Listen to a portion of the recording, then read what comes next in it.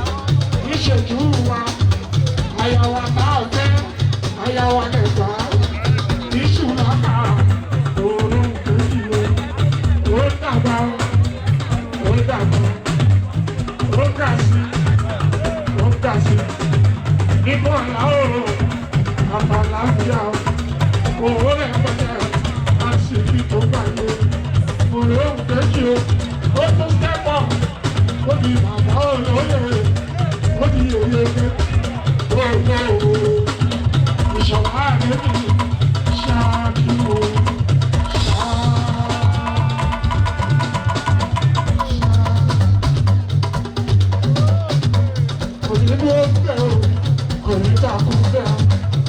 Oyè yìí ó ti ṣílé ilẹ̀ tó bá tó pa ọ́ adúgbò tilẹ̀ ìrírí a máa pọ̀ sí òwe òun kejì o àsìkò tó jóye yìí òun a máa gbówó lọ́wọ́ ẹ̀ o ọjà máa bá òwe òun kejì o àyà tó lè ní o àánú òlúwa ó máa bá ẹ̀ o ìṣẹ̀lá o ọkọ̀ kejì o. Baby, ilé ẹrù gbọ́ngàn ló náà kó wá nítorí ìkejì wo ló ní kí n máa kí ọ. Pé lẹ́yìn oyè yìí rírí ṣe òní dúró máa láàrin òun. Àbẹ̀bí àbẹ̀bí lórí àbẹ̀bí ṣẹ̀yọ́ olúwòde. Ọ̀dà lọ́sọ̀ gbogbo wọn náwó owó àdúrà mi nítorí ìkejì o. Àdúgbò àyàwó ègbé ní ìṣọ̀nà o ẹ̀yìn tó tóye yìí ọjà ńláńlá ilẹ̀kùn ọ̀rọ̀ a máa ṣí fún ẹ àpamọ́ owó àbàjèrè ọjà ọ̀rọ̀ àtẹ̀gbé lẹ́sẹ̀ tẹ̀lé. Ojú máa lá o òun náà fún ẹ ìṣọ̀rùn ẹ̀. Ìyájọ́ yẹ̀yẹ́ oge, òjò gbogbo yìí o. Ọ̀rẹ́ jẹ́ yẹ̀yẹ́ oge. Lẹ́jọ́ ọ̀rẹ́, òjò yẹ̀yẹ́ oge, òjò gbogbo yìí o. Ìkòròdú, àánú ọ̀nà wọn máa wò, àmà ọ̀gá ẹ̀, àbẹ́ ìgbóni o, ìṣọ̀lá o. Wàá wọlé yí ọjà. Ìyájà òwòlò ó ní ìbáwò kí ẹ gbogbo ẹgbẹ́ ọlọ́jà orí gbogbo wọn náà ná ìgbè ìgbẹ́jọ lẹ́mọ́bì gbogbo wọn náà ná owó ìkòrò kéjì o ààbò nínú àádú ọ̀nà wọn bá bẹ́ẹ̀ náà ká kọ́lé ilé tuntun ilé òde ọmọ bí ṣe gbà. Àbíjà kúkúrú àwọn àbíjà ọ̀rọ̀ rẹ̀.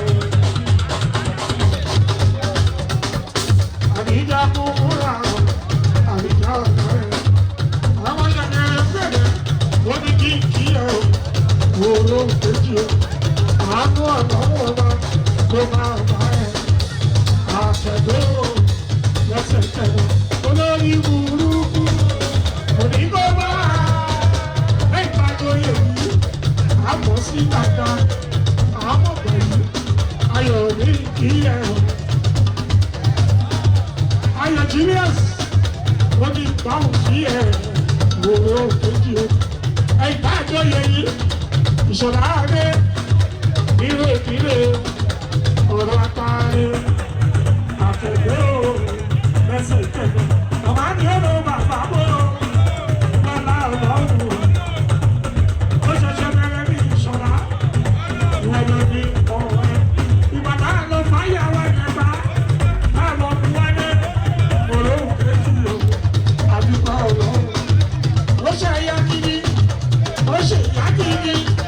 Méjèèjì